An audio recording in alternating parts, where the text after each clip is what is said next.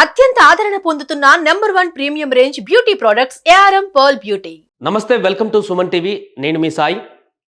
కోల్కతాలో వైద్యురాలి అత్యాచారం హత్య ఘటనకు సంబంధించి కీలకమైనటువంటి పరిణామాలు చోటు చేసుకుంటున్నాయి రోజు రోజుకి. ఇప్పటికే ఆ వైద్యురాలి తండ్రి దీని మీద అనేక అనుమానాలు వ్యక్తం చేస్తూ అక్కడ ఉన్నటువంటి రాష్ట్ర ప్రభుత్వం కూడా దోషులను కాపాడేటువంటి ప్రయత్నం చేస్తుందేమో అనేటువంటి అనుమానాలు వ్యక్తం చేస్తున్నటువంటి సందర్భంగా తాను చెప్పినటువంటి మరొక అంశం ఇప్పుడు సంచలనంగా మారింది. కోల్కతాలో వైద్యురాలిపై ఘటన జరిగినటువంటి సమయంలో ఆ వైద్యురాలికి జనరల్గా రెగ్యులర్గా డైరీ రాసుకునేటువంటి అలవాటు ఉందంట. ఘటన జరిగినటువంటి తర్వాత కూడా ఆ అమ్మాయి వైద్యురాలు తన డైరీలో ఒక పేజీలో విషయాన్ని రాసిందంట. దీనికి సంబంధించి ఆ తండ్రి చెప్పినటువంటి విషయాల్ని ఒకసారి చూసేటువంటి ప్రయత్నం చేద్దాం. ఇది ప్రస్తుతం చాలా కీలకమైనటువంటి విషయంగా మారింది. ఆమె డైరీలో ఓ చిరిగిన పేజీ, ఆ పేజీని ఫోటో తీసి దగ్గర పెట్టుకున్న ఏం రాసి ఉందనేది సిబిఐ చెప్పొద్దంది. అంటే తండ్రికి తెలుసు ఆ పేజీలో ఏం రాసిందో. ఆర్జీకర్ ఘటన పైన హతురాలి తండ్రి. కోల్కతా ఆర్జీకర్ ఆసుపత్రిలో జూనియర్ వైద్యురాలపైన జరిగిన అత్యాచార ఘటనలో కీలక విషయాలు వెలుగులోకి వచ్చాయి. ఆమె డైరీ రాసే అలవాటు ఉంది. అత్యాచార ఘటన తర్వాత ఆ డైరీలో ఓ పేజీ చిరిగి ఉందని హతురాలి తండ్రి మీడియాకు వెల్లడించారు. ఆ చిరిగిన పేజీ తాలూకు ఫోటో తన దగ్గర ఉందని చెప్పిన ఆయన అందులో ఏం రాసి ఉందనే విషయాన్ని మాత్రం వెల్లడించేందుకు నిరాకరించారు. సిబిఐ అధికారుల సూచన మేరకే తాను బహిరంగ పరచడం లేదని చెప్పారు. అత్యాచార ఘటనపైన ప్రజల ఆందోళనలను అణిచివేసేందుకు పశ్చిమ బెంగాల్ ప్రభుత్వం ప్రయత్నిస్తుందని, ఫలితంగా తనకు సీఎం మమతా పైన నమ్మకం పోయిందని హతురాలి తండ్రి వ్యాఖ్యానించారు. న్యాయం చేయాల్సిన స్థానంలో ఉన్న మమత తానే న్యాయం కావాలంటూ డిమాండ్ చేయడంలో ఔచిత్యం ఏమిటి? బాధిత కుటుంబానికి న్యాయం కోసం ఆమె ఏమి చేయడం లేదని ఆవేదన వ్యక్తం చేశారు.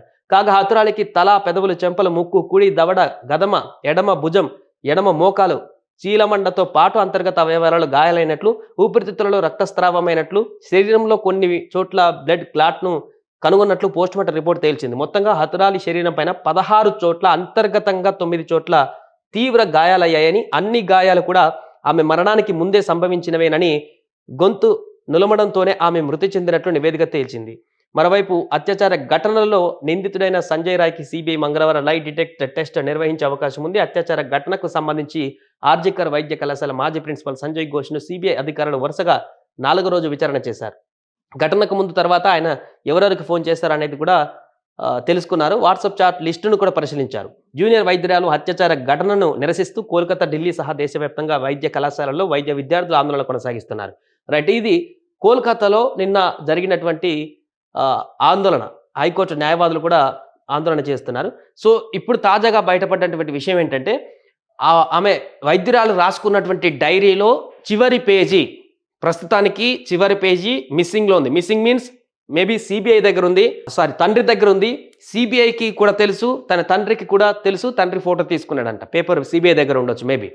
సో తన తండ్రికి తెలుసు, బట్ సిబిఐ అధికారులు మాత్రం ఆ విషయాన్ని బయటికి వ్యక్తపరచకూడదు అనేటువంటి విషయాన్ని క్లారిటీ ఇవ్వడంతో, బహిర్గపరచకూడదని వాళ్ళు చెప్పడంతో ఆయన చెప్పలేదంట.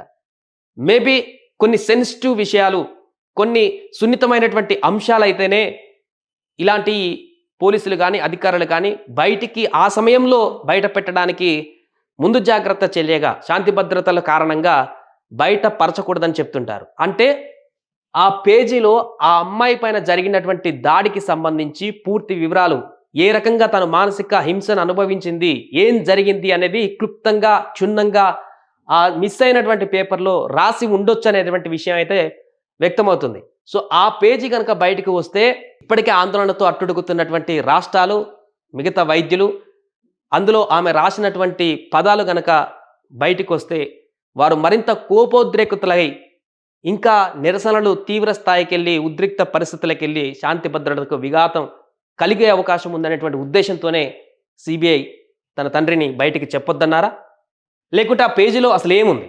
తండ్రి కూడా క్లారిటీ ఇవ్వలేకపోతున్నారు. బట్ ఆయన ఒక క్లుప్తంగా చెప్తున్నారు. చాలా అనుమానాలు ఉన్నాయి ఈ కేసుకు సంబంధించి, ప్రభుత్వ పెద్దలే కాపాడుతున్నారు. ముఖ్యంగా కోల్కతా సీఎం, పశ్చిమ బెంగాల్ సీఎం మమతా బెనర్జీ పైనే ఆయన తీవ్రమైనటువంటి వ్యాఖ్యలు చేస్తున్నారు.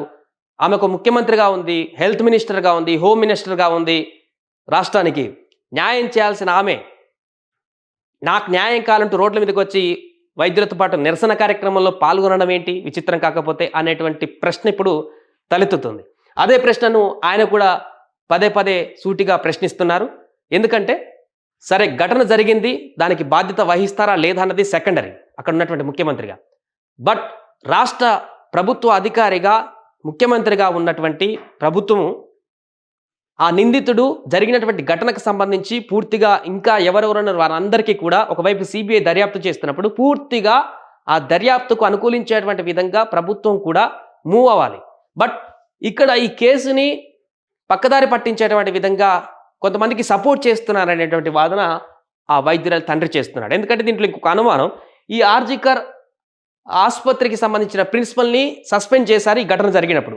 4 days కూడా కావట్లేదు, సస్పెండ్ చేసిన తర్వాత రాజీనామా చేసి సస్పెండ్ చేసిన తర్వాత ఆయనని ఇంకో కాలేజీకి అలొకేట్ చేస్తూ నిర్ణయించారు. సో ఇలాంటి కొన్ని ఘటనలే ఇప్పుడు తీవ్ర ఆందోళనకు గురి చేస్తున్నాయి, అనేక అనుమానాలకు తావిస్తున్నాయి.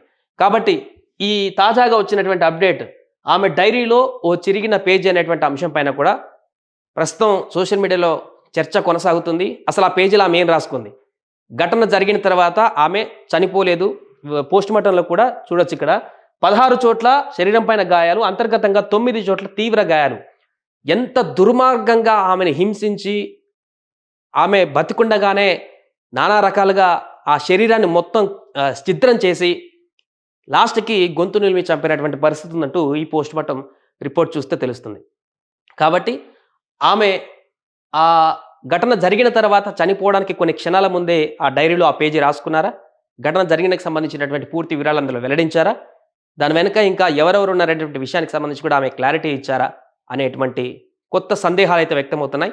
ఏదేమైనా కూడా ఈ ఘటనకు సంబంధించి అయితే ఆందోళనలు తీవ్రతరమయ్యాయి అన్ని రాష్ట్రాలలో కూడా. ముఖ్యంగా నిన్న కోల్కతాలో పూర్తిగా